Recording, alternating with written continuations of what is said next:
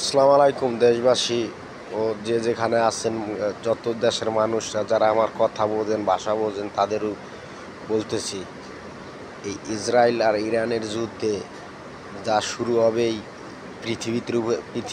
পৃথিবীর উপরে যত প্রভাব পড়বে, যে যে সংকট দেখা দেবে, তাই আপনারা এখনও সময় আছে, সবাই সতর্ক হইয়া নিজ নিজ দায়িত্বে শক্তপোক্ত স্থানে থাকেন, ঠিক আছে?